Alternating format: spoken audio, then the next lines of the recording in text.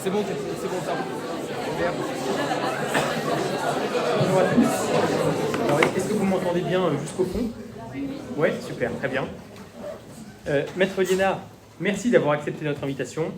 Merci à tous d'être aussi nombreux ce soir. C'est très enthousiasmant de voir autant de monde. Alors, je suis Benjamin Yildiz, président de la Tribune d'Assas, qui organise donc cette conférence ce soir. Et nous avons l'honneur d'être également accompagnés du Master 2 droit pénal d'Assas, qui est représenté ici par Baptiste, et qui nous ont grandement aidés à l'élaboration des questions de cette conférence. La conférence sera divisée en deux. D'abord, un échange qui sera mené par Baptiste et moi-même avec Maître Liénard, et ensuite, assez rapidement, une partie sera consacrée aux questions. Alors, je vais commencer par une brève introduction, une petite présentation de votre parcours, Maître Liénard, et puis ensuite, on commencera donc le premier échange.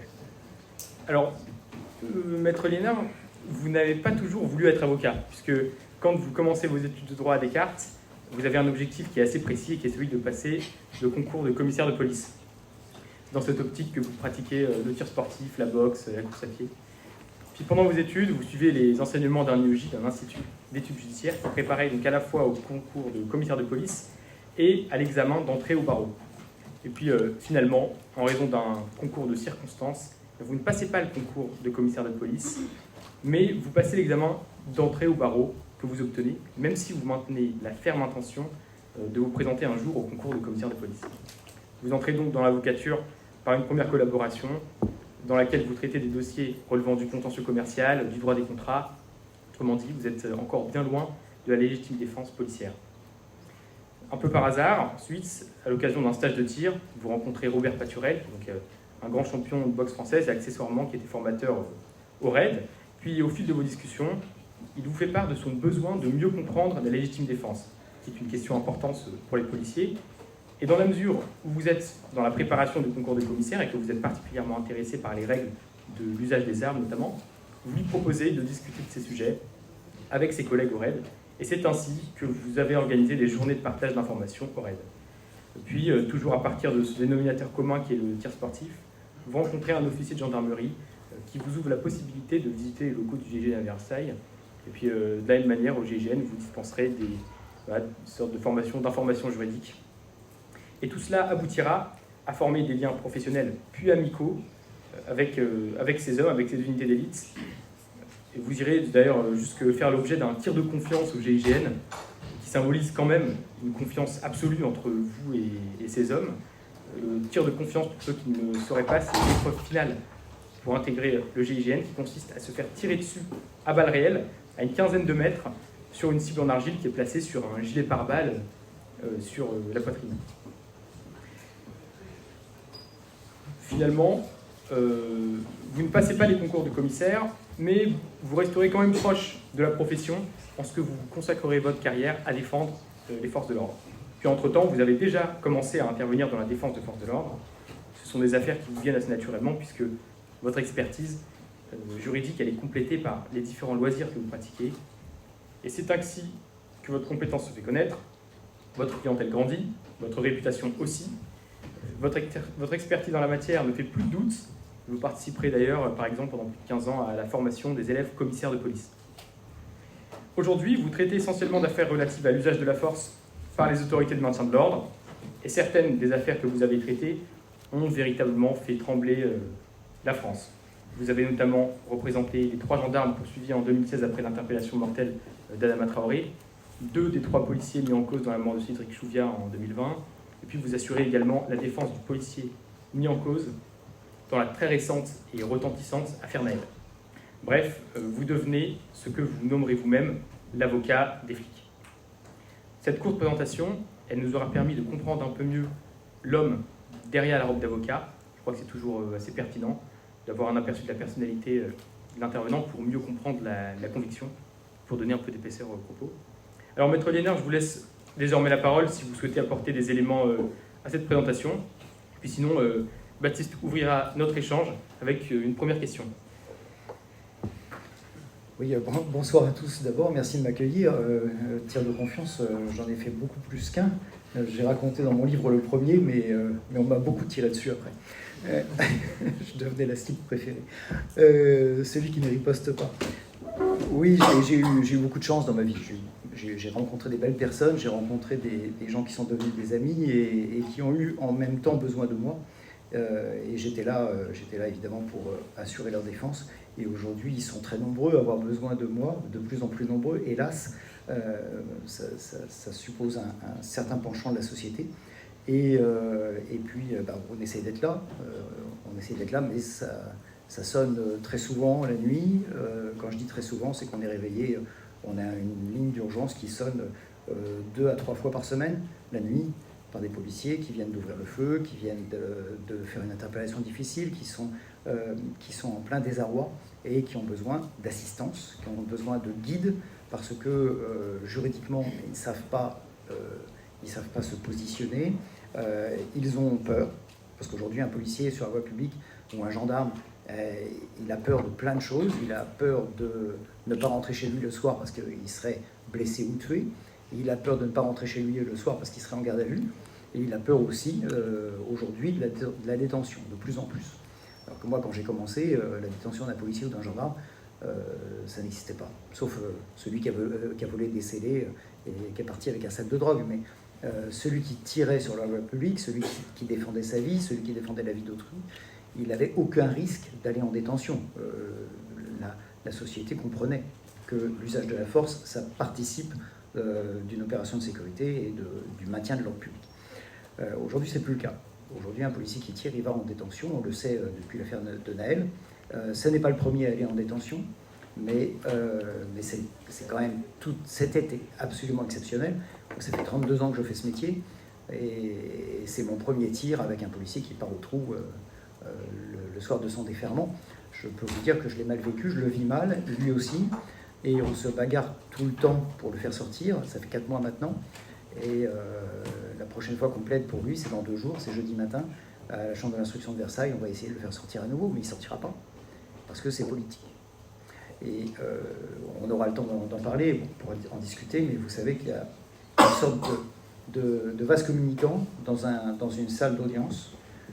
Plus vous mettez de politique, plus la justice sort. Parce que la politique et la justice ne peuvent pas cohabiter. Et aujourd'hui, dans les salles d'audience, on met de plus en plus de politique. Et donc on met de moins en moins de justice, on met de moins en moins d'application du droit. D'ailleurs, on méconnaît totalement le droit aujourd'hui. Et c'est assez amusant parce qu'on est là dans une enceinte avec des étudiants qui apprennent le droit. Et bien sachez que tout ce que vous apprenez, on va le piétiner. Ensuite, en pratique, on va passer son temps à le piétiner, à le méconnaître, à le contourner, ce qui est assez désespérant. Voilà, moi je suis un légaliste, vous voyez, j'ai jamais fait de politique, j'ai fait un peu de politique, mais je me suis très vite arrêté quand j'ai vu ce que c'était. Il faut essayer pour savoir si on aime ou si on n'aime pas. Moi j'ai goûté, j'ai pas aimé du tout, donc je ne fais pas de politique, je suis un technicien, et je suis un technicien de droit. Mais cette position-là, elle est quand même très très compliquée à tenir aujourd'hui. Voilà, je suis évidemment à votre disposition pour répondre à toutes les questions que vous aurez. Je pense que vous allez m'en poser quelques-unes. Allez, on y va. Merci beaucoup.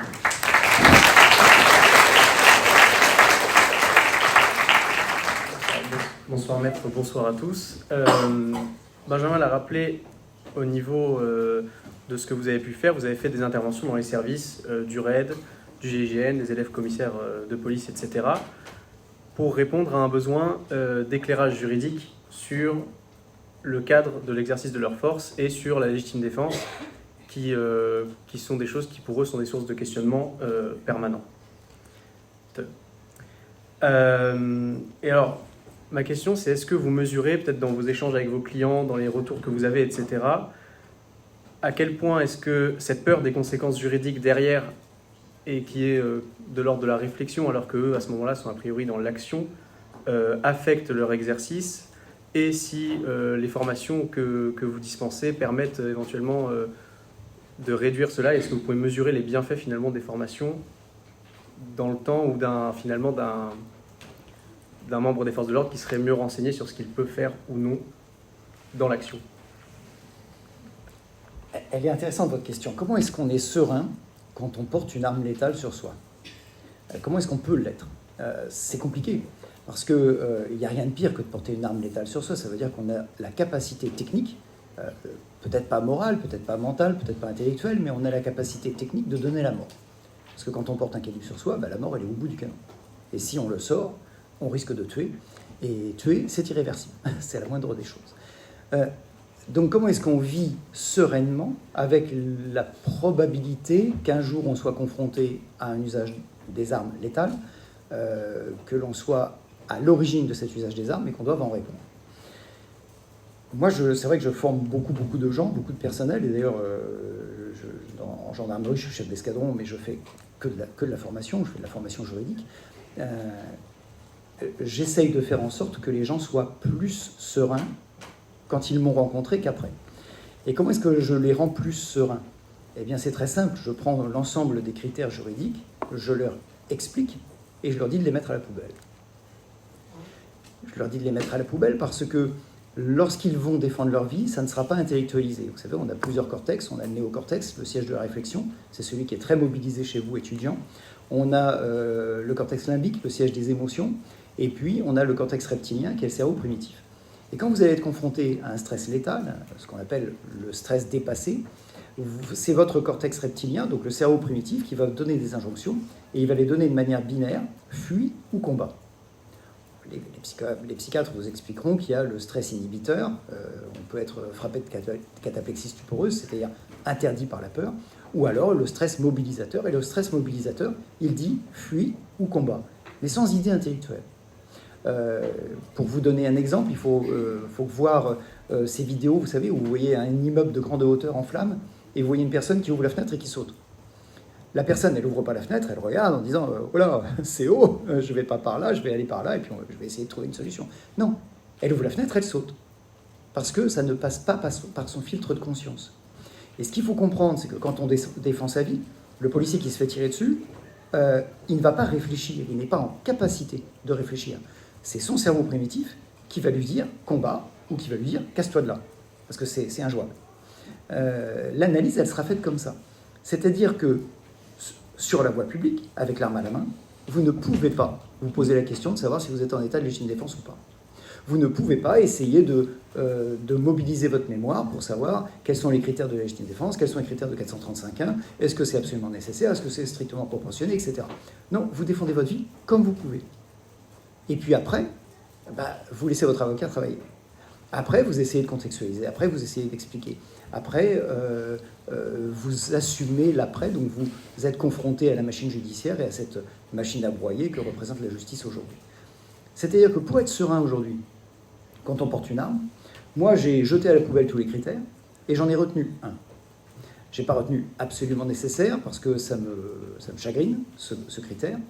Je retiens un critère qui est un critère humain, indispensable à sauver une vie. Voilà. Si vous sortez une arme à feu, qui est une arme létale, qui est le dernier niveau de la riposte possible, eh bien c'est parce que c'est indispensable à sauver une vie. Sinon, vous ne la sortez pas. Sinon, elle est très bien, elle est tuée, et sinon, vous ne tirez pas. Vous ne tirez que si c'est indispensable à sauver une vie. Et ce critère-là, c'est un critère qui vous permet d'être serein. Parce que une fois que vous avez travaillé sur la matière, une fois que vous avez fait des mises en situation, une fois que vous avez tiré à l'entraînement, qu'on a fait des scénarios man-to-man, où on se tire dessus avec des balles, des munitions de marquage, une fois que vous avez fait tout ça, mais vous prenez du recul et vous dites, ok, quand est-ce que je tire? Effectivement, eh ben je tire si, à la question, qu'est-ce qui va se passer si je ne tire pas? La réponse, c'est je vais mourir ou un tel va mourir. Hein, indispensable à sauver une vie. Et ça, c'est vraiment le critère qui permet aux gens porteurs d'armes au quotidien d'être plus sereins, parce qu'ils comprennent qu'il faut reculer au maximum l'usage de cet outil, qui est un outil lésionnel à caractère létal, qui sert à régler un problème, qui sert à régler un certain type de problème et pas les autres. Je dis ça, mais vous savez, ce que je vous dis là, ça a plein d'implications pratiques. Ça veut dire par exemple que sur un refus d'obtempérer, vous ne sortez pas une arme pour braquer le conducteur si vous n'êtes pas prêt à le tuer. Ça veut dire que quand il y a un cambriolage en cours, vous n'allez pas fouiller la maison avec votre arme à la main, parce que vous n'avez rien à faire avec l'arme à la main. Elle ne sert à rien. Elle ne sert que si votre vie est en danger. Et votre vie n'est pas en danger quand vous fouillez une maison. Aujourd'hui, le problème, c'est que la formation des gens qui sont amenés à porter une arme est très mal faite. Parce que on ne leur développe pas l'approche mentale du tir. On ne leur explique pas que s'ils tirent sur quelqu'un, ils vont le tuer. Ils vont le tuer de manière assez certaine maintenant, puisque les munitions sont assez efficaces, et que cette mort-là, elle n'est acceptable socialement, humainement, moralement, familialement, dans tous les sens du terme. Elle n'est acceptable et elle n'est acceptée que si elle était indispensable à sauver une vie. Voilà. C'est pour répondre à votre question, voilà le type de formation que je donne, et voilà ce vers quoi j'essaye d'amener les gens, mais c'est compliqué. Selon mon point de vue, il faudrait désarmer aujourd'hui 80% des gendarmes et des policiers. Parce qu'il y a une très grande majorité des gens qui n'ont toujours pas compris ce à quoi servait l'outil qu'ils portaient à la ceinture. Merci beaucoup. Donc là, sur cette explication située plutôt à l'avant un fait éventuel d'usage d'une arme, etc., c'était vraiment sur la partie formation, voire prévention. Et ma question, même si vous avez un petit peu anticipé dessus, c'est une fois qu'on rentre dans le rationnel, que les faits se sont produits, comment, vous avez rappelé certains critères de la légitime défense, comment s'incarnent ces combats et dans une affaire, où est-ce que vous allez le plus souvent avoir à discuter sur quel terme de l'article, sur la nécessité par exemple, etc. Où se trouve le combat pour faire entendre à des magistrats que les faits étaient bien dans le cadre de la légitime défense? Alors, l'ensemble de l'usage de la force est régi par les deux principes qui sont des principes fondamentaux de nécessité et de proportionnalité. Proportionnalité, pas à n'importe quoi. Les principes du Code de la sécurité intérieure en matière d'usage de la force par les policiers et les gendarmes, c'est la proportionnalité au but à atteindre. Il y a plein de proportionnalités. Il y a la proportionnalité au but à atteindre, c'est le 434-18 du Code de la sécurité intérieure, mais vous avez aussi la stricte proportionnalité de l'article 435.1 du Code de la sécurité intérieure. Vous avez l'absence de disproportion des moyens déployés par rapport à la gravité de l'atteinte dans l'article 122.5 relatif à la légitime défense. Il y a beaucoup de proportionnalités différentes. Globalement, là où on bute, c'est soit la nécessité, parce que vous avez un juge qui estime que ça n'était pas nécessaire de frapper, ça n'était pas nécessaire de faire ceci, ou ça n'était pas nécessaire de faire cela, avec son prisme, qui est souvent un prisme Juliesco, c'est le syndrome de Juliesco. Nous avons des magistrats qui considèrent que quand un policier arrive, il dit « Monsieur, venez me suivre, on va au poste de police ». « Oui, oui, bien sûr, monsieur l'agent ». Ben non, c'est pas comme ça dans la vraie vie. Dans la vraie vie, c'est une bordée d'injures et le gars qui part. Donc, premier problème, c'est qualifier la nécessité. Et là, on a vraiment un écueil. Deuxième problème, c'est mesurer la proportionnalité, puisque à partir du moment où je vais faire usage de la force, où est-ce que je mets le curseur de la force admissible? Je n'ai pas de clé dynamométrique dans les mains. Quand je vais donner un coup, je vais essayer de le faire de manière efficace, c'est-à-dire que je vais donner un coup qui va être puissant, et en fonction de l'endroit où je vais taper, je vais avoir des conséquences. Si je donne un coup de poing puissant au niveau de la poitrine, le mec il va prendre un coup de poing puissant au niveau de la poitrine, il va faire ouf, il aura une petite marque rouge, et puis voilà. Mais si à ce moment-là, mon poing est légèrement plus haut, et qu'il tourne la tête, et que je le prends mâchoire, eh ben, il aura une double fracture de la mâchoire. Parce que la mâchoire va partir, ça va donc faire une double fracture, ça va faire 45 jours, 50 jours d'ITT.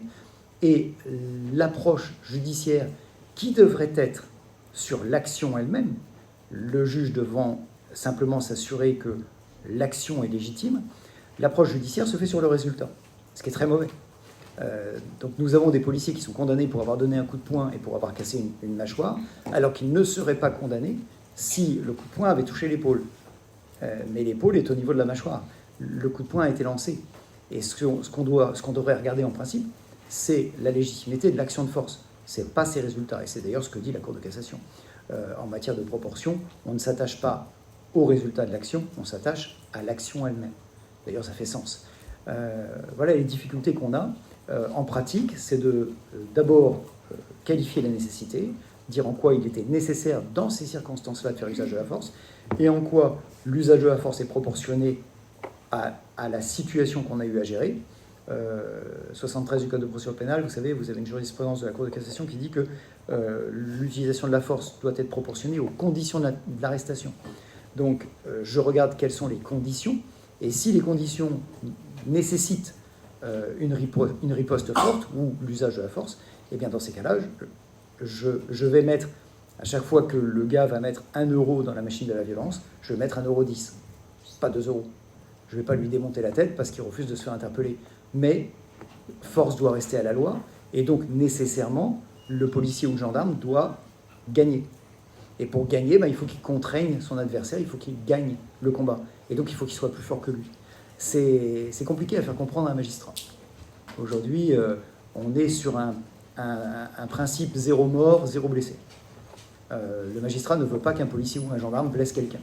Je ne vais pas vous dire on ne fait pas d'omelette sans casser des œufs, mais quiconque aura travaillé un petit peu les sports de combat se rend compte que quelquefois on gagne, quelquefois on perd, mais que pour gagner, quelquefois, faut y aller, quoi. Parce que l'adversaire est solide. Et il n'y a pas de combat facile sur un ring. Mais sur la voie publique, il n'y a pas de combat facile non plus. Et pour gagner, pour qu'on finisse par passer les menottes au gars et qu'on puisse l'emmener à l'OPJ pour que le juge puisse le juger, puisque le but c'est ça, c'est que le juge puisse le juger, quelquefois il faut l'avoiner un petit peu dans le respect de la légalité. Voilà. Mon problème en pratique, c'est de faire comprendre ça à des magistrats qui sont très très éloignés de ça, très éloignés en compétences, très éloignés en appétence. J'ai pas de magistrats qui font des sports de combat, ça n'existe pas, quasiment pas. Les armes, ils détestent ça, ils n'ont jamais tiré un coup de calibre de leur vie. Donc on a quelques soucis de compréhension, et au cabinet, on fait énormément de pédagogie. On passe notre temps à faire de la pédagogie. Alors, pour rebondir là-dessus, et donc sur ce rapport à la réalité que parfois n'ont pas vraiment les juges, il arrive souvent, parce que vous êtes spécialisé quand même dans une niche qui est la défense des forces de l'ordre, il arrive souvent que vous soyez confronté à des avocats qui sont assez récurrents. Je pense notamment à Maître Bouzrou, que vous rencontrez dans l'affaire Traoré, dans l'affaire Naël. Yacine Bouzrou a écrit un livre qui s'appelle « Avocat des libertés », dans lequel il parle d'immunité ou de quasi-immunité des policiers face aux juges. À vous entendre, on croirait quand même entendre l'inverse absolu. Pourtant, vous êtes tous les deux avocats et vous plaidez dans les mêmes affaires. Est-ce que vous pourriez nous expliquer un peu votre point, et puis si vous comprenez aussi son argument à lui? Alors moi, c'est vrai que l'impunité policière, quand on m'en parle, ça me fait doucement rigoler, parce que je vois au quotidien des policiers et des gendarmes qui sont condamnés. Condamnés à des peines sévères. Il y a de la prison avec sursis, évidemment, mais il y a surtout des interdictions d'exercice, des interdictions de port d'armes. Hier, j'étais à Dunkerque, je défendais un gendarme. On a requis contre lui 1 an d'emprisonnement, 2 ans d'interdiction de port d'armes, 2 ans d'interdiction d'exercice, c'est-à-dire la mort sociale, parce qu'il est révoqué, s'il est interdit d'exercice, il est révoqué le jour même. Il perd le bénéfice de sa carrière, il perd le bénéfice de son concours, etc. Ce gendarme ayant tasé un individu et lui ayant émis 1 jour d'ITT. C'est-à-dire que pour 1 jour d'ITT, les réquisitions, c'est 1 an d'emprisonnement et 2 ans d'interdiction d'exercice. Vous imaginez la réponse pénale par rapport à la gravité des choses. 1 jour d'ITT, c'est une claque, fondamentalement. Le délinquant, aujourd'hui, est dans un système qui organise et qui assume l'impunité. C'est-à-dire que je suis régulièrement confronté à des gens qui ont 40 mentions sur le casier judiciaire, qui ont passé toute leur vie à commettre des actes délinquentiels et qui ont été condamnés globalement à 5 ans de prison sur leur vie entière, avec 40 mentions. Et mon policier ou mon gendarme, la première fois qu'il va franchir les portes d'un tribunal, même si ça fait 10 ans, puisque c'était le cas hier, le gendarme, ça faisait 10 ans qu'il était gendarme, il n'avait jamais fait parler de lui. Il a un usage abusif du taser, et c'est assumé. L'usage est abusif, dont acte. 1 jour d'ITT, eh bien, c'est le coup près. On leur tranche la tête. Et vraiment. Moi, j'ai l'impression qu'il y a la guillotine dans la cour, la cour du tribunal, et que quand c'est un policier ou un gendarme, on coupe. Pourquoi on coupe? Parce que ce sont des fusibles. C'est des fusibles. Ils dégagent, c'est pas grave, on en met un autre à la place. Mais le problème, c'est que à jouer à ce jeu-là, on finit par obtenir ce qu'on a aujourd'hui, c'est-à-dire une démotivation complète du monde policier et, au sens large, démotivation complète qui conduit certains policiers, et j'assume mon propos, à regarder ailleurs quand quelqu'un se fait agresser aujourd'hui. Et ça c'est super grave pour vous, parce que on a besoin de ces fonctionnaires, on a besoin de ces militaires pour assurer notre sécurité. C'est pas des milices privées qui vont assurer notre sécurité, ou alors si c'est le cas, c'est vraiment très très grave. Moi, j'appelle votre attention là-dessus, c'est qu'on a un monde policier qui est en train de reculer de plus en plus l'usage de la force pour pas être emmerdé. Et à force de reculer l'usage de la force, eh bien, ceux qui useront de la force, ce seront les délinquants, et exclusivement ceux-là. Il y a un équilibre à tenir, et cet équilibre aujourd'hui, il est en train un petit peu de basculer. Très bien. Okay. Ne vous embêtez pas. Bon, dans ce cas-là, je vais rebondir sur une autre question qui concerne également les audiences. Quel rapport entretiennent les jurys avec les forces de l'ordre? Est-ce qu'elles partent avec un a priori? Est-ce que c'est parfaitement aléatoire? Est-ce qu'il y a des tendances quand même qui se tracent? Jury, vous parlez de jury populaire? Oui. Aux assises? Oui. Bon, alors aux assises, vous ne le savez peut-être pas parce que vous n'êtes pas praticien, mais on choisit un peu son jury. C'est-à-dire qu'on fait attention aux gens qu'on va désigner ou aux gens qu'on va récuser. Quelquefois, on a des bons jurys, on a bien travaillé, puis quelquefois, on a le jury qu'on a. Moi, j'ai jamais été trop embêté par les jurés parce que, comme je vous l'ai dit, je fais de la pédagogie et je sais me faire comprendre. Jusqu'à présent, j'ai réussi à me faire comprendre. L'autre chose qui pose problème aujourd'hui, à nous praticiens, c'est les cours criminels. Parce que les cours criminels, vous n'avez plus de jury populaire, vous avez 5 magistrats. Pour tenir une cour criminelle, il faut trouver les 5 magistrats. Les magistrats, ils sont débordés, ils sont comme les greffiers, ils sont débordés. Et donc, on a énormément de problèmes pour trouver des magistrats, énormément de problèmes pour réunir ces cours criminels. Et puis, ceux qui tiennent l'audience ne sont pas du tout des spécialistes de la matière. Ils n'y connaissent pas grand-chose. Et auprès d'un magistrat, il y a la pédagogie, ça ne va pas nécessairement marcher, parce qu'il s'estime en capacité de juger. Et on a des retours des cours criminels qui sont beaucoup plus brutaux, beaucoup plus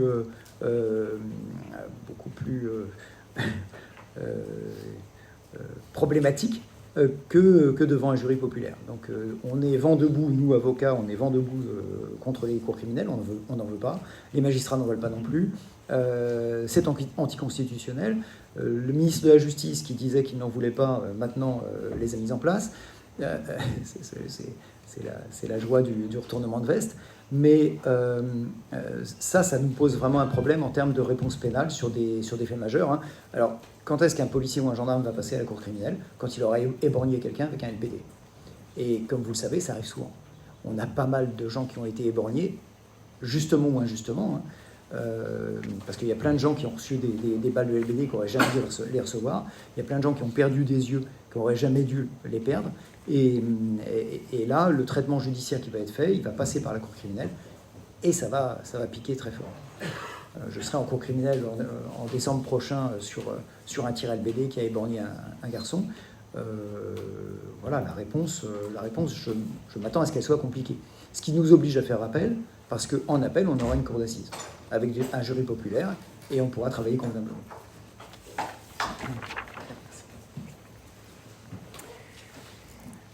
Alors, on parle depuis tout à l'heure des policiers sur le banc des accusés ou des prévenus. Pour ce qui est de la défense des policiers partie civile, pour l'avocat, il faut, la partie civile, c'est une position où il faut à la fois faire entendre des intérêts sans piquer le rôle du procureur. Et là encore, la question du politique dont vous parliez et de cette question des vases communicants.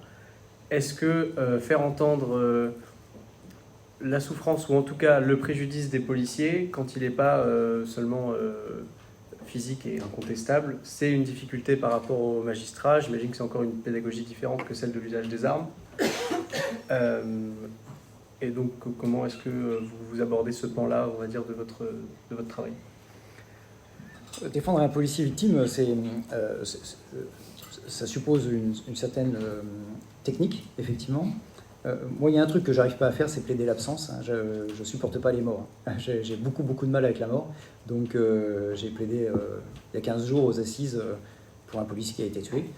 J'ai pleuré en plaidant, je suis désolé, mais ça me déborde d'émotion. Moi, je n'arrive pas à plaider la disparition d'un mec. Donc ça, c'est le côté difficile. Si vous voulez épouser cette profession, il faudra vous blinder, parce qu'on vit dans les larmes et dans le sang. Et moi, des morts sur la table d'autopsie, j'en ai vu beaucoup en 30 ans. Et puis des veuves et des orphelins que j'ai serrés dans mes bras, j'en ai vu beaucoup. Et je peux vous assurer que ça me fout les boules. Voilà. Donc je pense que ça vous foutra les boules aussi. Après, quand un policier est blessé, quand il s'est fait percuter, quand il s'est fait tirer dessus, il y a 2 solutions pour le défendre. Il y a la solution convenable et qui est privilégiée par le barreau, c'est de faire entendre sa souffrance et puis de s'en tenir là. Et puis, il y a ma façon à moi, ou la façon de mon cabinet, mais je pense qu'on est quand même assez nombreux à faire ça, c'est de venir au soutien de l'accusation, c'est-à-dire de venir véritablement dire en quoi l'accusé ou l'accusé ou le prévenu, a commis un acte grave, qualifier cet acte, et même le qualifier juridiquement. Alors évidemment, on n'a pas le droit d'aller sur la peine, donc on ne demande pas de peine, mais demander une réponse forte, demander une réponse ferme, ça n'est pas demander une peine, et donc je peux venir dessus. Alors je n'y manque pas, hein. Je ne m'interdis pas, quand je défends un policier, de demander une réponse extrêmement ferme, parce que je considère que quand on roule sur un policier, ça suppose quand même une réponse adaptée. J'ai défendu aux assises l'année dernière un policier qui entend, qui a une voiture qui fait un refus d'obtempérer, qui part avec des policiers derrière, et lui se dit, s'il prend cette direction-là, il va nécessairement passer par ce carrefour. Et donc je me mets sur le carrefour avec un stop stick. Vous savez, c'est les dispositifs d'interception de véhicules avec des clous. C'est une sorte de herse. Donc il se met là et puis il attend la voiture. Et bien joué, bon calcul, la voiture arrive. Et quand la voiture arrive, il lance le stop stick et la voiture passe dessus. Donc elle perce ses pneus. Le gars sent qu'il a perdu le contrôle de sa voiture, voit le policier qui a lancé le stop stick, il fait le tour du pâté de maison et il revient. Le policier voit que le mec a fait le tour du pâté de maison et est en train de revenir, donc il se dit mais qu'est-ce qu'il fait ce con ? Il essaye de courir pour se mettre à l'abri, il monte sur un talus, le gars le tape, donc monte sur le talus avec sa voiture, il le tape, mon policier fait 30 mètres en vol plané, atterrit sur le talus et le gars lui roule dessus. Voilà. Faut pas penser qu'on est confronté à des gens gentils, hein. C'est souvent des sales cons, mais ce sont des sales cons très méchants. Le passager de ce conducteur dira ce qui m'a le plus glacé le sang, c'est qu'il rigolait en le faisant. Voilà, ça vous donne un peu l'idée. Fort heureusement, le policier s'en est sorti vivant, pas indemne. Il est blessé, très très gravement blessé, mais pas indemne. Alors, c'est vrai, quand j'ai plaidé pour la partie civile, je ne me suis pas contenté de parler de la souffrance de celui-là, hein. J'ai aussi parlé de celui-ci et de la gravité de ce qu'il avait fait. Voilà. C'est une façon de faire. Je pense qu'elle est humaine et je pense qu'elle est aussi utile. Parce que souvent, les magistrats du parquet, l'avocat général me dit allez-y, déployez tout, on n'est jamais trop de deux pour remporter la conviction. Donc voilà, c'est ma façon de faire. Je suis boxeur, hein, je suis désolé, mais quand je suis sur le ring, c'est pour donner des coups, c'est pas pour en recevoir. Est-ce qu'on peut-être on a qu'à directement.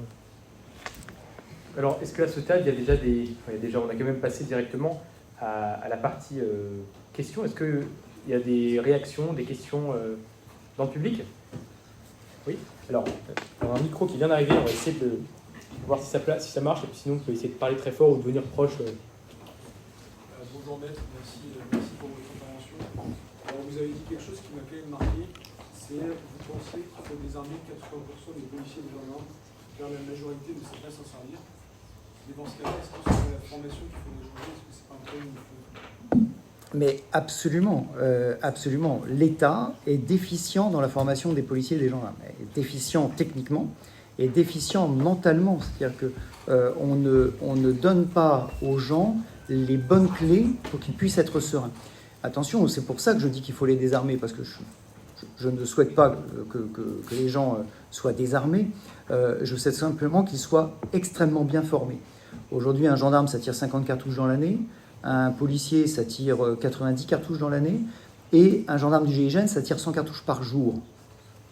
100 cartouches par jour par rapport à 50 dans l'année. Ce n'est pas les gendarmes du GIGN qui tirent trop, c'est les autres qui ne tirent pas assez. C'est que c'est un geste technique. C'est comme si on vous disait vous allez être opéré de l'appendicite, on vous a trouvé un chirurgien, il est super, il opère 2 fois dans l'année. Bah, vous n'iriez pas avec lui. Hein. Vous diriez non, mais attendez, moi je vais plutôt vers le chirurgien qui opère toutes les semaines ou tous les jours parce que je pense qu'il ne va pas me rater. Bah, c'est un peu le souci. C'est qu'aujourd'hui, parce que ça coûte cher, on ne forme pas les gens. Parce que ça coûte cher, on laisse les gens avec des LBD en leur faisant tirer 2 cartouches tous les 5 ans. Excusez-moi, mais c'est lamentable. Enfin, c'est ignoble. C'est une honte. Sur le taser, vous savez, on a formé les gens à enlever la cartouche et à utiliser le taser comme en mode choker. C'est-à-dire qu'ils enlèvent la cartouche et ils vont taser les gens en mode contact sans utiliser la cartouche du taser. Vous savez pourquoi? Parce que la cartouche, elle coûte cher. Et donc, un comptable a dit, pour éviter de dépenser des sous, ben on va leur faire enlever la cartouche. Mais la société taser interdit l'utilisation du taser en mode choker. Et c'est pas grave. La police et la gendarmerie les utilisent en mode choker. Vous voyez, c'est l'État est tout à fait responsable de ça. Et je considère que quand on arme des gens, quand on achète des armes, qu'on met propriété de l'État dessus et qu'on les met à la ceinture de personnel, ces personnels doivent être profondément, complètement formés. Et aujourd'hui, ce n'est pas le cas.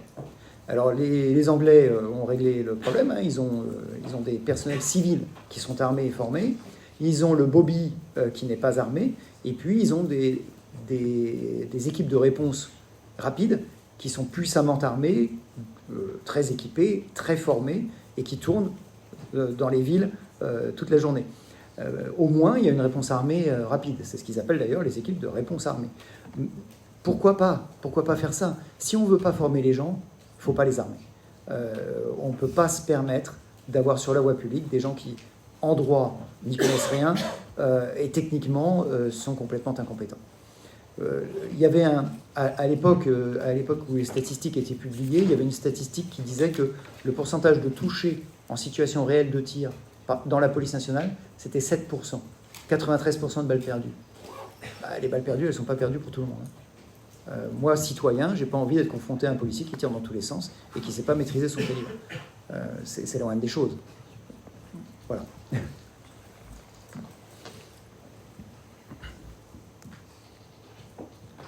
Ouais. Je suis désolé, je suis un peu cash, hein, comme vous l'avez vu, mais quelquefois, il faut être cash. Monsieur. Bonjour maître. J'ai vu que vous étiez contre l'idée d'une présomption de légitime défense. Mais ma question est, si on insiste lors de la formation sur le caractère non protecteur en soi d'une présomption réfragable, est-ce que ça peut être néanmoins une idée intéressante pour que la peur change un peu de camp? La présomption, elle existe. Vous avez L435.1 du Code de la sécurité intérieure, c'est une autorisation de la loi. Si c'est une autorisation de la loi, c'est une présomption, puisqu'il n'y a pas de caractère infractionnel quand la personne va agir dans le cadre de ces dispositions. Donc à chaque fois que le policier va invoquer 435.1, c'est le cas dans l'affaire Naël d'ailleurs, c'est pour ça qu'on est devant la Cour de cassation, à chaque fois qu'il va invoquer 435.1, il invoque une autorisation de la loi, il appartient au parquet de dire en quoi les conditions de cet article n'ont pas été respectées. C'est-à-dire que les syndicats de police qui réclament à corps et à cri une présomption de légitime défense, ils devraient faire un petit peu de travail juridique parce qu'ils se rendraient compte qu'ils l'ont. Ça s'appelle une autorisation de la loi 122.4 du Code pénal. Je suis totalement opposé à l'idée de la présomption de légitime défense parce que ce serait un message qu'on va donner aux policiers et aux gendarmes. On va leur dire, vous êtes présumés. Qu'est-ce qu'ils vont faire? Ils vont avoir moins de retenue dans l'usage des armes. Et s'ils ont moins de retenue dans l'usage des armes, ça va être cauchemardesque parce qu'ils vont tirer, ils vont faire du dégât, ils vont comparaître devant un juge qui dira « D'accord, vous êtes présumé, mais moi j'écarte votre présomption parce que j'estime que les conditions ne sont pas réunies ou parce que je démontre que vous n'étiez pas en légitime défense » et on va avoir une multitude de condamnations. Vous savez, j'ai fait la commission Cazaux-Charles en 2016 et j'ai fait la commission des lois du Sénat sur le 435.1. J'ai dit aux sénateurs « Ne promulguez pas ce texte, vous allez à la catastrophe ». vous allez avoir une multiplication des usages d'armes et vous allez avoir des policiers en prison. Ben, ça n'a pas manqué. On est en 2023, on a une multiplication des usages des armes et on a un policier en prison. Bonjour, merci pour cette conférence. Vous évoquiez plutôt, concernant le port des armes létales, le fait que les juges se penchaient plus sur le résultat, non pas sur l'acte qui était commis. Concernant du coup cette affaire à Dunkerque, est-ce que ce sont les faits d'espèce qui différencient et qui feraient plutôt pencher les juges vers le jour d'ITT plutôt que sur l'acte commis? Alors attention, je ne parlais pas d'usage des armes, je parlais d'usage de la force, où on prend le résultat au lieu de prendre l'action. C'est surtout vrai sur toutes les interpellations où il y a des coups de poing, des coups de pied, des coups de matraque. Au lieu de regarder le coup qui est donné, on regarde son résultat. Ce qui est une déviance dans l'analyse de l'appréciation des choses. Dans l'affaire de Dunkerque, ce qui a joué, c'est la vidéo. C'est que vous avez une vidéo avec un gars qui est tasé 33 secondes. Je peux en parler puisque ça a été débattu publiquement. Il est tasé pendant 33 secondes et pendant 33 secondes, il crie. Et évidemment, c'est un usage excessif. Évidemment. Mais c'est pas parce qu'il a crié pendant 33 secondes qu'il y a des ITT, puisque le taser, ça n'est pas lésionnel.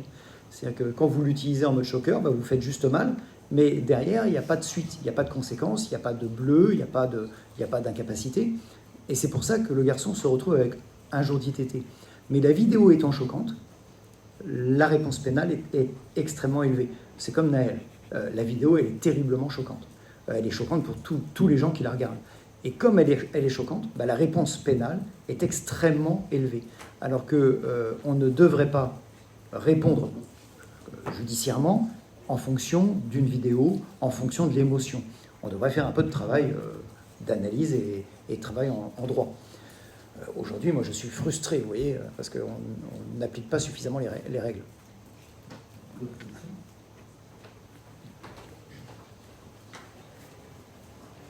Bonsoir. Bonsoir. Je me demandais juste votre avis sur l'IGPN, dont vous n'avez pas beaucoup parlé, et qui est souvent critiqué des fois pour son manque d'efficacité, qui crée une nouvelle tension généralement. Alors, toutes les semaines, je suis à l'IGPN, j'y étais ce matin, en garde à vue. Ce ne sont pas des enquêteurs tendres, ce sont des enquêteurs, des vrais enquêteurs. C'est-à-dire que ce sont des gens qui étaient en service de police avant, qui sont rentrés à l'IGPN pour prendre un grade souvent. On leur a promis un grade s'ils faisaient un petit passage à l'IGPN, donc ils le font. Ce sont des flics. Ces flics, ils vont avoir deux tendances. Ils vont avoir une première tendance, c'est de démonter les ripoux, parce qu'ils ne les supportent pas. Donc, quand vous avez un ripou qui arrive, le gars qui a volé un vélo dans la cour du commissariat, ben, il va se faire démonter, vraiment. Après, sur l'usage de la force, qui est vraiment ma spécialité, et là, pour le coup, j'y passe mes journées entières, ils vont au fond des choses. C'est-à-dire qu'ils contextualisent, ils récupèrent les vidéos, ils récupèrent les témoignages, et puis, lorsque ça a dépassé l'admissible, eh ben, ils le mettent devant le nez du policier. Et il y a deux solutions. Soit le policier assume, et il dit effectivement, j'ai dépassé les bornes, j'aurais pas dû. Et dans ces cas-là, ils vont lui faire la leçon, ils vont faire un rapport au parquet en disant, je pense qu'il a compris, en tout cas il a assumé le caractère fautif. Donc après, le parquet va prendre ses dispositions pour que le policier soit condamné. Soit le policier n'assume pas, et dans ces cas-là, le rapport de synthèse va être absolument au vitriol, et le policier va être condamné très lourdement. Parce que généralement, ils sont suivis par le parquet dans leur approche, puisque c'est une approche très technique et sans état d'âme. Voilà. Les flics de l'IGPN, ils n'ont pas d'état d'âme. Ils prennent le policier, ils déshabillent la situation, et si c'est bon, si c'est pas bon, il va morfler. Sans état d'âme, vraiment, puisque le policier, il va être en geôle. Moi, ce matin, j'ai défendu un policier en garde à vue, il n'avait pas de lacet à ses chaussures. C'est une fouille complète, c'est comme un délinquant normal. Ils se plient aux règles du Code de procédure pénale, mais eux ne prennent jamais de décision. Ils font un rapport de synthèse. La décision, elle est prise par le parquetier. Et quelquefois, on a des rapports de synthèse qui sont favorables avec des parquetiers qui décident de poursuivre. Quelquefois, on a des rapports de synthèse qui sont très défavorables. Ça veut dire que le policier s'est très mal comporté généralement, ou qu'il n'a pas assumé sa faute, tout simplement. Globalement, moi, je suis assez admiratif de la manière dont ils travaillent, parce qu'ils travaillent sans état d'âme et à fond. À fond. Quelquefois, on a des histoires, je ne sais pas si l'affaire du Burger King vous dit quelque chose, en décembre 2018, pendant le deuxième gros week-end des Gilets jaunes, où ça avait vraiment... Paris était complètement en feu. Il y a des CRS qui sont rentrés au Burger King et qui ont tapé sur des manifestants. On a une vidéo. L'IGPN, elle a mis des mois et des mois à identifier chacun des CRS. Mais ils ont bossé pendant des mois. Ils ont recoupé des vidéos, recoupé des dossiers dans tous les sens pour identifier qui avait fait quoi. Et ils ont compté le nombre de coups. Je me suis retrouvé en garde à vue avec un CRS qui avait donné 53 coups de matraque. Ben, on lui a mis les 53 coups de matraque devant le nez. Là, il y a un coup. Là, il y a un coup. Là, il y a un coup. Là, il y a un coup. Et chaque coup doit être expliqué et chaque coup doit être nécessaire et proportionné. Bonjour le boulot. Mais ça, c'est le travail de l'IGPN, oui. Ils sont assez redoutables. Moi, j'apprécie d'y aller parce que je sais que ce sont des gens bien, mais quand je suis confronté au dossier, j'ai quelques sueurs froides et je me serre un peu les fesses. Voilà. Monsieur ? Oui, vous disiez ne pas être favorable à la promulgation du L435-1. Alors est-ce que selon vous, il faudrait le réécrire ou se cantonner à la légitime défense ou ouvrir un nouveau cas d'usage ? Alors avant le 435.1, il existait le 122.4.1, je ne sais pas si vous l'avez étudié, qui était donc un texte qui a eu 6 mois d'existence. C'était en plus du 122.4, il y avait une autorisation de la loi de tirer en cas de périple meurtrier. Donc c'était pour régler le problème Bataclan et consorts. Ça manquait vraiment, donc c'était important qu'on l'ait.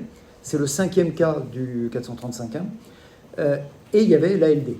Alors, avec la légitime défense et le 122.4.1, on couvrait l'ensemble du spectre des nécessités policières. Et il ne fallait surtout pas promulguer le 435, et il ne fallait surtout pas aller au-delà. Ça suffisait largement. En revanche, j'étais favorable à une juridiction spécialisée. Je suis toujours favorable à une juridiction spécialisée. Parce que vous savez qu'en matière de maintien de l'ordre, par exemple, vous avez une manif. D'un côté, vous avez des gendarmes mobiles, de l'autre côté, vous avez des CRS. Eh bien, s'il se passe quelque chose, si c'est un CRS qui fait usage de la force, il relèvera des juridictions de l'ordre judiciaire normal. Et si c'est un gendarme mobile, il relèvera d'une juridiction spécialisée en matière militaire qui est spécialisée dans l'usage de la force. Pourquoi ces deux principes, alors qu'ils sont sur la même place, ils font la même opération, ils portent quasiment la même tenue, et en plus ils relèvent du même ministère? C'est absurde. Donc je serais favorable à l'augmentation de la compétence des juridictions spécialisées en matière militaire sur tout usage de la force par un dépositaire de l'autorité publique. Qu'est-ce que ça ferait? Ça ferait que dès qu'il y a usage de la force par dépositaire, on envoie ça à une juridiction qui ne fait plus que ça. Et donc, en ne faisant plus que ça, on n'a plus besoin de leur expliquer ce que c'est que le 435, le 122.4, le 122.7, le 122... Normalement, ils devraient connaître, à force d'en traiter. Et puis, ils sauraient aussi quelles sont les prérogatives de chacun, ils comprendraient les grades. Enfin, voilà, ce serait un petit peu plus facile que d'être traité par des juridictions qui ne sont pas spécialisées dans ce domaine. Alors, vous avez dit tout à l'heure par rapport à l'affaire Naël que les juges sont influencés d'une mauvaise manière par rapport aux images choquantes qui sont sorties de l'affaire. Mais ces images permettent d'apprécier quand même une certaine matérialité des faits, de les mettre en perspective par rapport au rapport des policiers.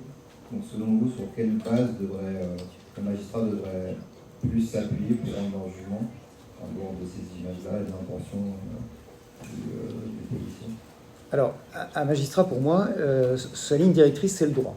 Donc d'abord, dans quel cadre légal s'exerce ce tir? C'est la première question qu'il faut se poser. Ensuite, si ce cadre légal pose une autorisation de la loi, c'est-à-dire une présomption, il va falloir qu'il démontre, qu'il se pose la question de savoir si les conditions sont remplies ou pas. Cette démarche intellectuelle, de se dire d'abord, je regarde quelles sont les prérogatives du policier, et ensuite je regarde si ce qui figure dans le dossier, et pas dans les images, dans le dossier, est conforme à ces prérogatives, c'est la démarche, à mon sens, logique, et à mon sens, c'est la bonne démarche intellectuelle. C'est pas le cas. On prend des images choquantes, on se fait déborder par l'émotion, et ça aveugle celui qui tient le glaive de la justice, et au lieu de retenir sa main, il lâche le glaive. Il lâche le glaive par émotion ou par pression médiatico-politique. Quand vous avez le président de la République le lendemain de l'affaire Naël qui dit que c'est une faute inexcusable, excusez-moi, mais c'est une terrible violation de la présomption d'innocence, et c'est une pression énorme qui est mise sur les parquetiers pour que ce policier parte au trou. Et ça, c'est insupportable. Quand vous le défendez, ce policier, c'est vraiment insupportable. Non, ce qu'on devrait prendre en compte, c'est les 30 minutes de chasse avant, c'est les 30 secondes autour de la voiture, puisque vous n'en connaissez que 5 secondes, mais il y en a eu 30, avant que la voiture reparte. C'est les raisons qui sont affichées par le policier pour avoir tiré. Ces raisons, c'est des raisons de protection des autres, principalement, puisque lui, il se met en dernier. Mais d'abord, c'était des raisons de protection des autres. Et vous devez regarder si vous avez affaire à un meurtrier, c'est-à-dire un mec qui est parti le matin en se disant « tiens, je vais tuer quelqu'un », ou si vous avez affaire à quelqu'un qui est un bon père de famille, au sens juridique du terme, et qui a simplement essayé de faire quelque chose qu'on lui a appris en école de police et qu'il pensait être la bonne solution. Et s'il pensait que c'était la bonne solution, et s'il s'est peut-être trompé, ça ne fait pas de lui quelqu'un qui doit aller en prison. Voilà, moi, la prison pour ce policier, elle me révolte, parce que ça veut dire que n'importe lequel d'entre nous peut demain matin se retrouver au trou, et une fois que vous y entrez, c'est très dur de vous en faire sortir. Vraiment très très dur.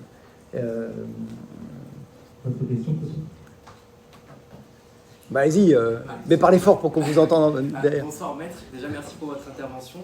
Alors j'avais deux questions qui sont liées. D'abord, s'agissant de propos qui ont été avancés par le ministre de l'Intérieur en mars 2023 lors des manifestations contre la réforme des retraites, donc M. Darmanin, qui affirmait qu'il n'y a pas de violence policière mais des actes individuels.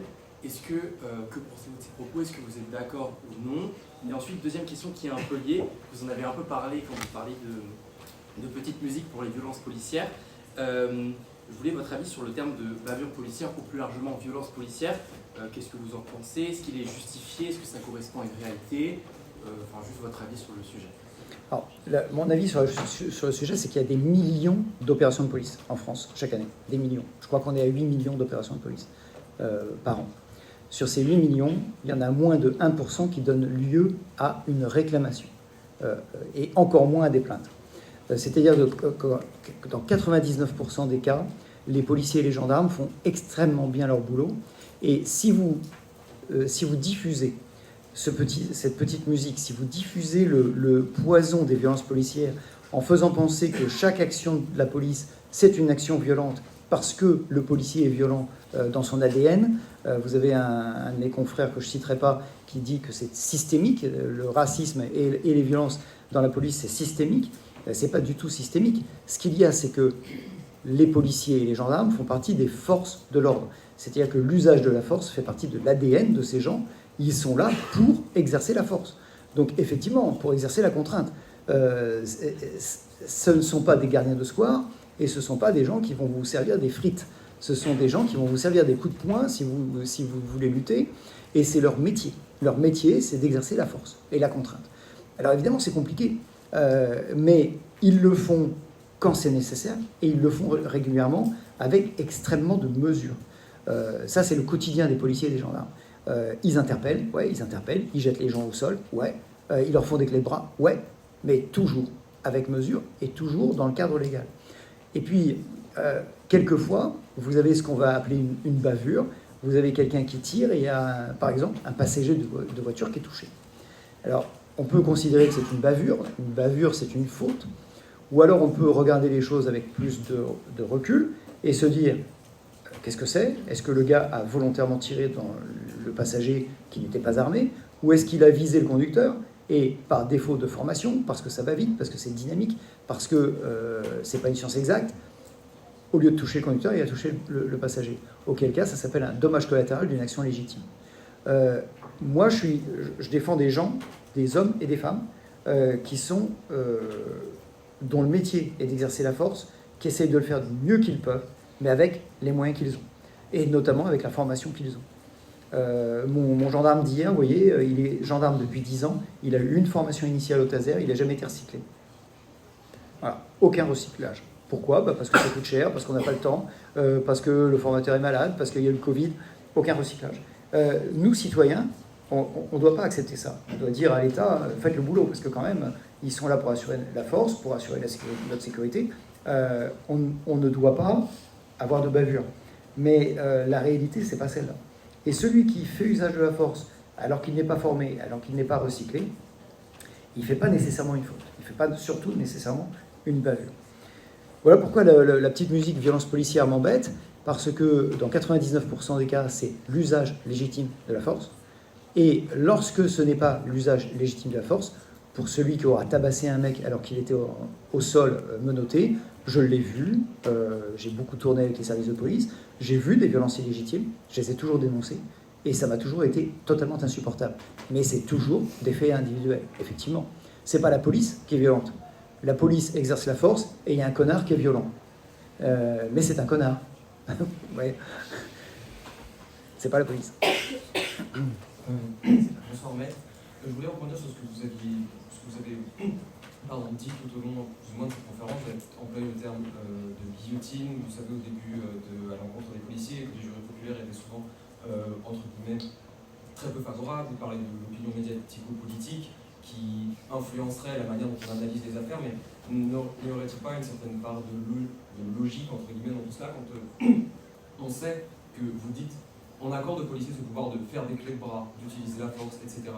Mais n'est-il pas logique que l'on regarde du coup les actions de ces personnes-là lorsqu'elles sont abusives par la lorgnette de gens à qui on donne cette prérogative et que donc forcément l'appréciation qu'on en ait soit d'autant plus sévère. Ce ne sont pas des gens banals, ce sont des gens à qui on donne justement une prérogative qui est énorme. Alors peut-être ne faudrait-il pas s'étonner que le traitement qui leur soit réservé, que ce soit par les juges, par l'opinion publique, soit d'autant plus sévère, puisque c'est un peu, entre guillemets, la contrepartie, si je puis dire, de cette prérogative absolument énorme d'utiliser la force. Alors vous avez raison et tort, à la fois. C'est-à-dire que sur un schéma idéal et purement intellectuel, vous avez parfaitement raison. Il faudrait être plus sévère à l'égard des policiers. Après, en pratique, ce qui me gêne, c'est que l'on est plus sévère à l'égard du policier qui se lève le matin pour nous défendre, qu'on ne l'est à l'égard du délinquant qui se lève le matin en cherchant une connerie à faire. On a un prisme beaucoup plus sévère à l'égard de celui qui viole la loi par principe, par plaisir ou par goût, qu'à l'égard de celui qui se retrouve dans une situation inextricable et qui va faire usage de la force comme on le lui a appris, ou qui va dépasser cet usage de force. Parce qu'attention, moi je ne défends pas de ripou, je ne défends pas le sagouin qui tabasse le mec allongé par terre, je ne le prends pas dans mon cabinet. S'il vient, je lui dis vous avez trouvé la porte pour entrer, vous saurez la trouver pour sortir, je ne me lève pas pour le raccompagner. Je ne supporte pas qu'on fasse un excès de ces pouvoirs. En revanche, je défends tous les jours des gens qui se retrouvent dans des situations qui sont compliquées physiquement, parce que je peux vous assurer que, je ne sais pas si vous faites du travail au sol, mais le travail au sol, c'est compliqué. Quand on est en train de lutter, en cardio, c'est vraiment sauvage, surtout à mon âge. Mais plaisanterie mise à part, c'est super difficile. Et encore une fois, Julie Esco, ça n'existe pas. Le gars qui ne veut pas se laisser interpeller, il va vous frapper, il va vous tordre les doigts, il va vous mordre le cou, il va vous bouffer la bouche. Enfin, c'est sauvage, hein. Les interpelles, c'est vraiment sauvage. Et là, c'est le cortex reptilien qui va marcher.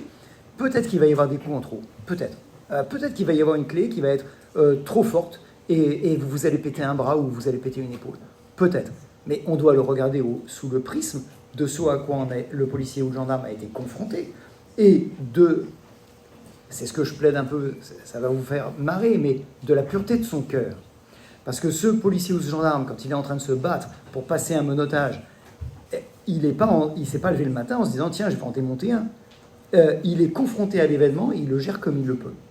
Et c'est pour ça que je demande aux magistrats d'être cléments dans leur approche, d'être intelligents dans l'approche.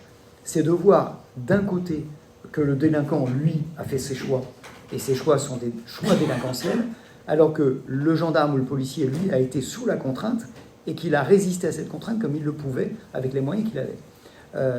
Donc on devrait être beaucoup plus souple dans l'approche à l'égard de ce policier ou de ce gendarme qu'à l'égard du délinquant. Et aujourd'hui, il y a une sorte de renversement des valeurs qui est assez brutale, et on est plus gentil avec le délinquant qu'avec le policier. Je me permets de rebondir, je suis désolé. Je vous en prie.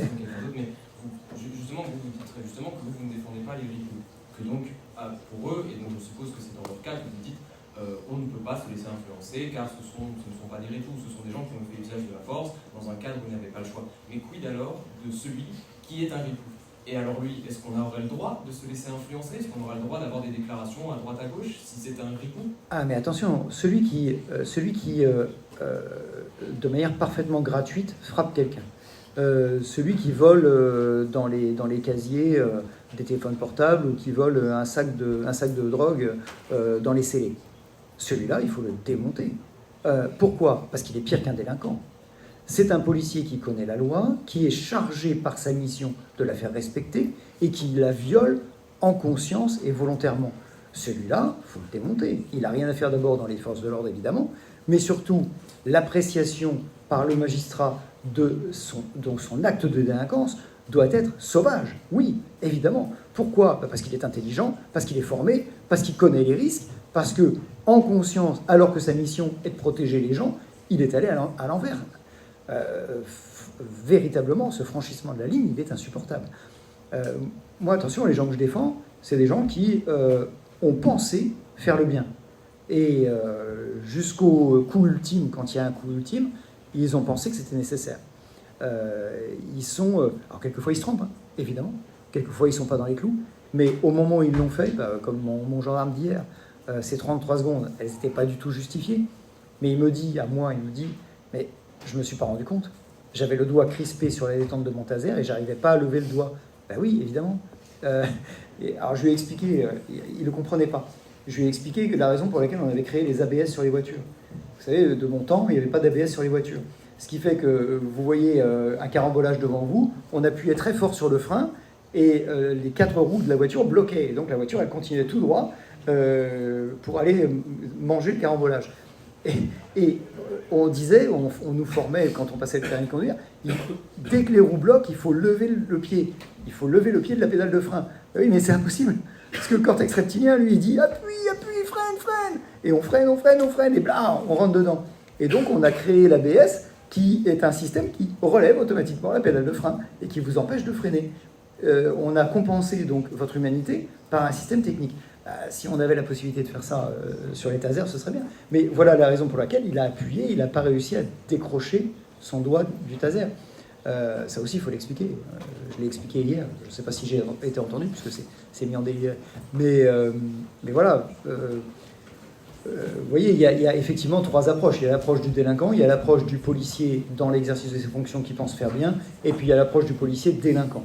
Et le policier délinquant, il doit manger 2 fois plus que le délinquant, on est d'accord.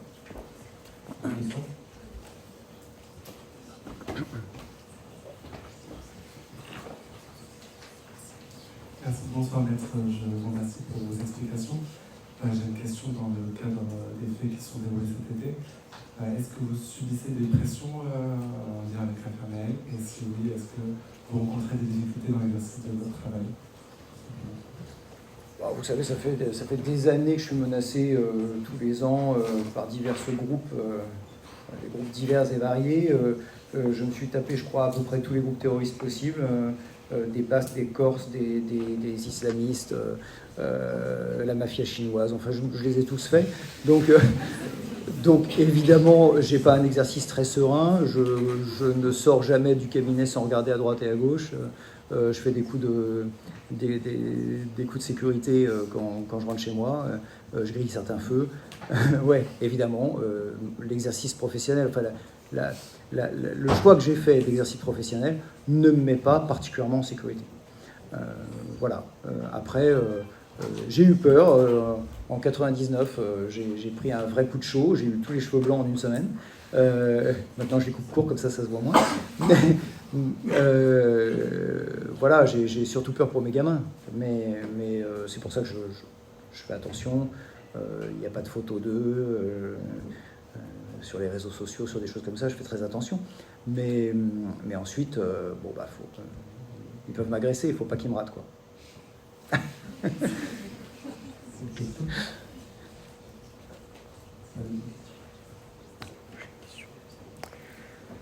Alors, j'ai juste une question qui s'adresse peut-être plus au tireur qu'à l'avocat. On a parlé plusieurs fois ce soir de l'usage des LBD. C'est une arme en théorie, en pratique moins létale, mais j'ai l'impression que vous y êtes encore plus hostile au niveau de l'efficacité de l'arme.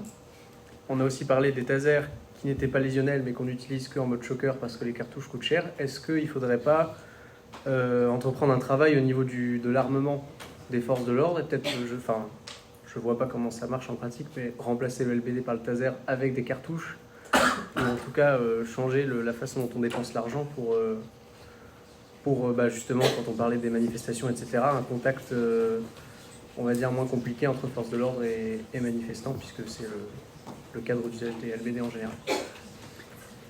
Oui, le LBD, pour moi, le LBD n'a rien à faire sur une manif, ou alors il faut l'utiliser avec énormément de parcimonie.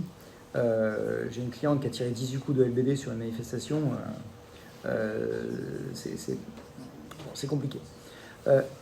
Pour avoir tiré au LBD, c'est une arme extrêmement redoutable. Vraiment redoutable. Et je peux vous dire que la première fois que j'ai tiré avec un LBD, je me suis dit, putain, mais comme ça. Je ne m'attendais pas du tout à ce que ça fasse ça. Et je pense que c'est une arme qui n'a rien à faire dans une manifestation publique. Pourquoi ? Parce que la manifestation publique, c'est l'expression d'un sentiment, qu'il soit légitime ou pas, mais on a le droit en France d'exprimer ses sentiments. Et donc, l'expression de la colère, elle ne justifie pas qu'on tire sur les gens et qu'on leur fasse des lésions graves. Et ce satané LBD, il fait vraiment des lésions graves. Toucher une personne à la tête, c'est toujours possible, hein. Vous savez, le gars qui va lancer un pavé, il va prendre son élan et puis il va le lancer. Et donc, dans ce geste de lancer, il va se retrouver avec la tête au niveau de la poitrine en un quart de seconde. Et si la balle elle a été tirée à ce moment-là en visant la poitrine, elle va arriver dans la tête du gars et elle va lui causer des dommages qui sont des dommages terribles parce que ça casse des mâchoires, mais ça enlève des yeux. Vous imaginez qu'il y a des gens, mais il y a des dizaines de gens qui ont perdu un œil à l'issue des manifestations. C'est insupportable. Donc cette arme, elle n'a rien à faire là-dedans.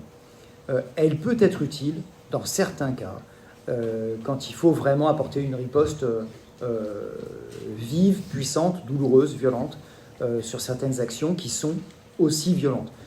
Par exemple, le gars qui irait vous jeter un cocktail Molotov sur la figure, évidemment, là, l'usage du LBD est totalement justifié pour l'arrêter, pour le stopper.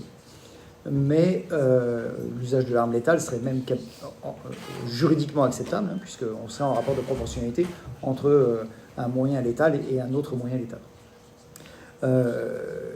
Le taser, en maintien de l'ordre, il n'a pas sa place, évidemment, puisque le taser, il faut mettre les 2 électrodes dans le corps de celui qu'on vise. Il faut pour cela qu'il soit à 7 mètres maximum. C'est très compliqué en maintien de l'ordre. En maintien de l'ordre, il existe des choses. Il y a le FN 303, fabriqué par la société FN à Herstal, société belge, qui a fabriqué un outil qui lance des billes de bismuth. C'est super efficace, c'est super précis. Il tire dans les jambes des manifestants, ça fait mal dans les jambes, et donc ça évite que les gens restent là. C'est plutôt efficace, mais on ne l'a pas acheté parce que ça suppose d'avoir des bonbonnes d'air comprimé. Et les bonbonnes d'air comprimé dans un camion de police, c'est compliqué. Voilà, l'organisation matérielle de tout ça a été rendue trop complexe et donc la police a préféré acheter des LBD. Mais voilà, je suis très opposé à l'utilisation de cette arme parce qu'on a aussi multiplié les tirs, on a aussi multiplié les injonctions aux policiers d'utiliser ces armes, on les a laissés faire et au final, c'est toujours le citoyen qui morfle. Donc, vous avez raison, il faut être plus attentif au choix de l'arme, il faut surtout être attentif à la formation et à la surveillance des gens. Voilà, c'est la responsabilité de l'État. Là-dessus, il y a effectivement beaucoup de travail à faire. Est-ce qu'il y a une dernière question ? Oui. Bonsoir maître, vous parliez justement à l'instant du maintien de l'ordre. J'aimerais avoir votre avis sur l'utilisation des forces d'élite, je pense au RAID notamment, ou à la BRI à Paris, dans le maintien de l'ordre, notamment en termes de dissuasion, je crois que les policiers militent fusil à pompe en plein maintien de l'ordre, en pleine manifestation. Que pensez-vous de l'utilité de ces forces notamment en cas de la nécessité, la proportionnalité de... Oui, alors on n'était pas en maintien de l'ordre, on était en système insurrectionnel ou émeutier. Donc en système émeutier, quand l'ordre public est tellement dégradé, on peut concevoir de faire usage d'unités spécialisées à haut spectre, comme le RAID, le GIGN, pourquoi pas.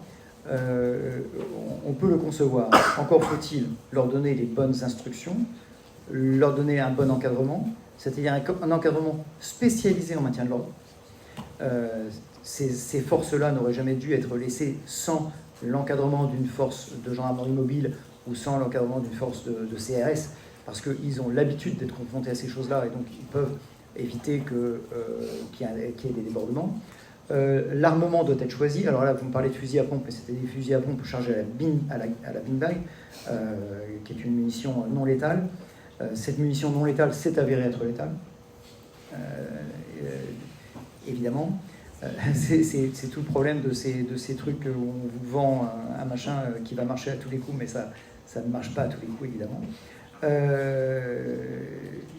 Le déploiement du RAID, je ne vais pas en parler parce que je ne le connais pas trop. Le déploiement du GIGN, je peux en parler plus.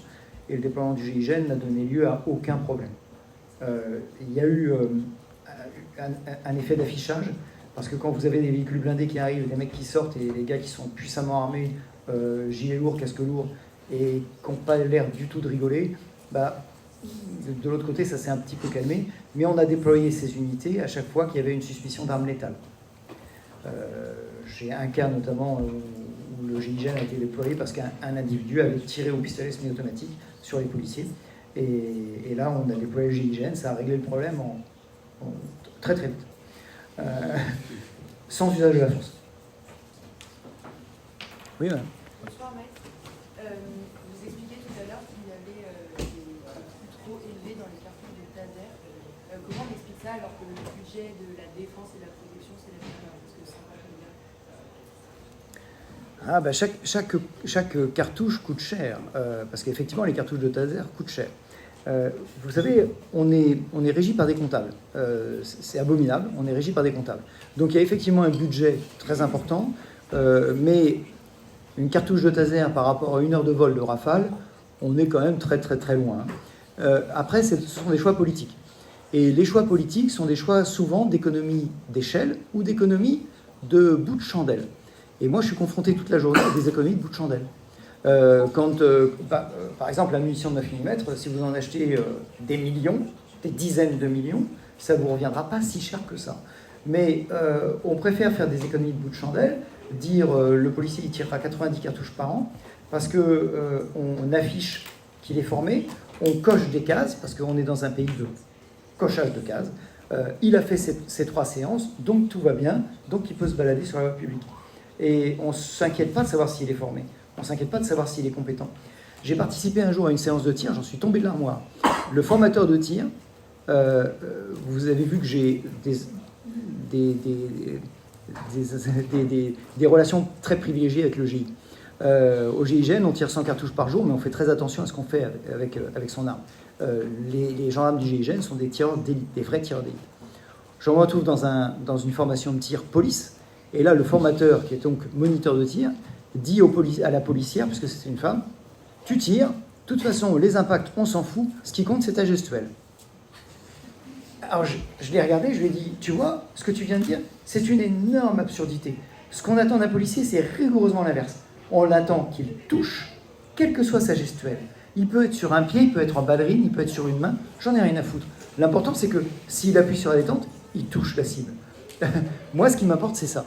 Et oui, mais on n'a pas le temps pour ça, donc moi, tout ce que je veux, c'est qu'elle danse bien.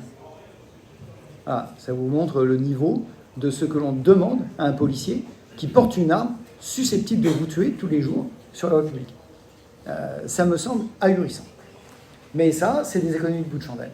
Ça, c'est non, parce que ça coûterait trop cher, ça prendrait trop de temps, on n'a pas assez de formateurs, etc. Voilà. Et l'idée de la cartouche de taser, hein, c'est ça. C'est oh là là, la cartouche de taser ou la cartouche de LBD. Oh, c'est très cher, donc on ne va pas former les gens. Oui, mais le résultat est là. Le résultat, c'est qu'il y a des gens qui sont injustement touchés. Il y a des comportements qui sont injustement violents. Et puis, on finit par broyer des vies entières, parce que ça broie la vie de celui qui a reçu la balle et ça broie aussi la vie de celui qui l'a tirée. Oui, monsieur.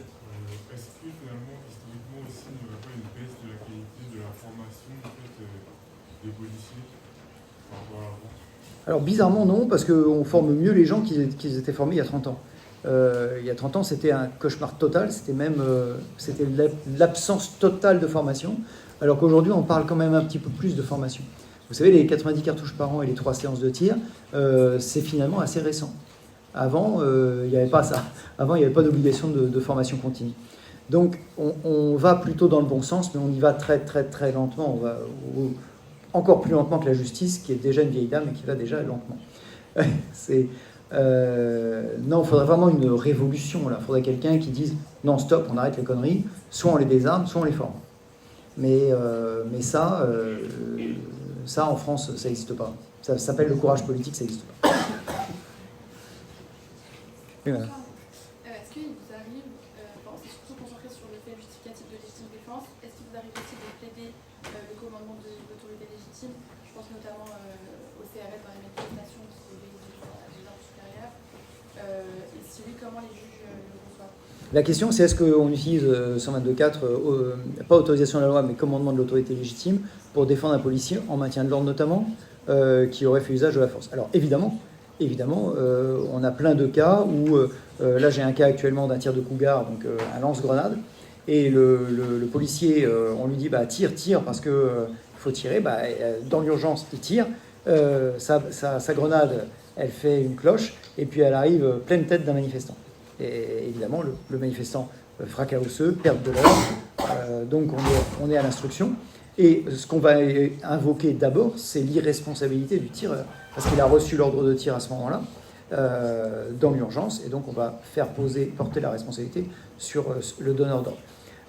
On a eu un cas qui est assez connu à Nantes, avec Pierre Drouillard, où on a fait relaxer le policier dans l'action de tir, puisque l'action de tir lui avait été ordonnée par son lieutenant qui était à côté.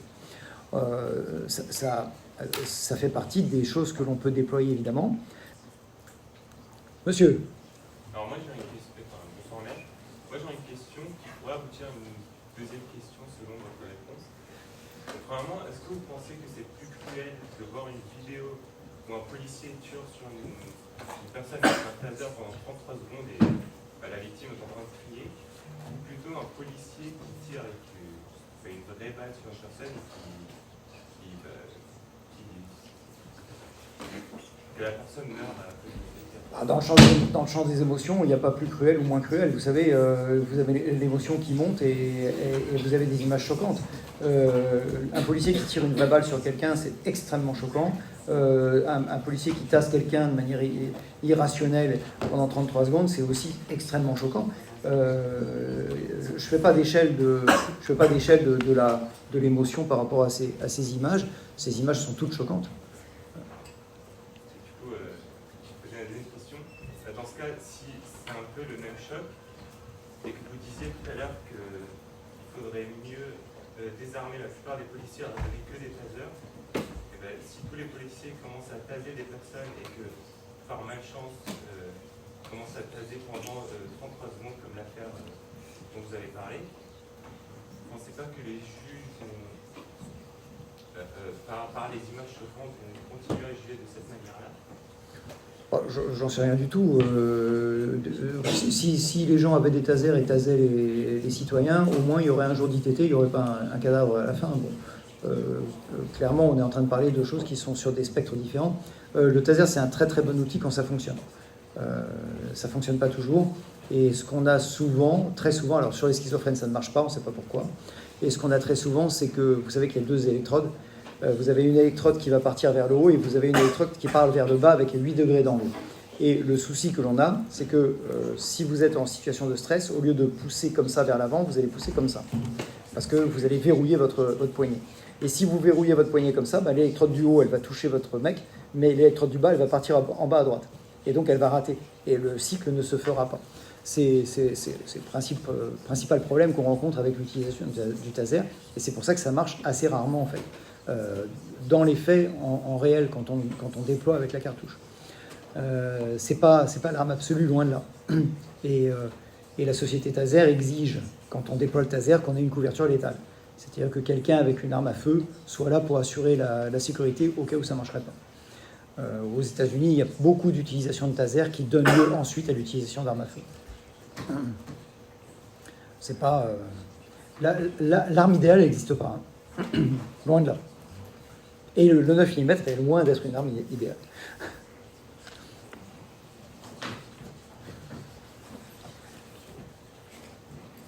J'ai pas été trop pénible. Bon. Merci à tous. C'était une très jolie conférence. Merci à tous d'être venus. Merci Maître Liénard de nous avoir accompagnés lors de cette conférence.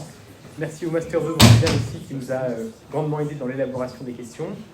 Merci à tous les membres de Tribune aussi, qu'on ne voit pas mais qui font en sorte que ces conférences existent. Et enfin, merci à Antoine qui est toujours à la caméra depuis de nombreuses années. Bonne soirée à tous.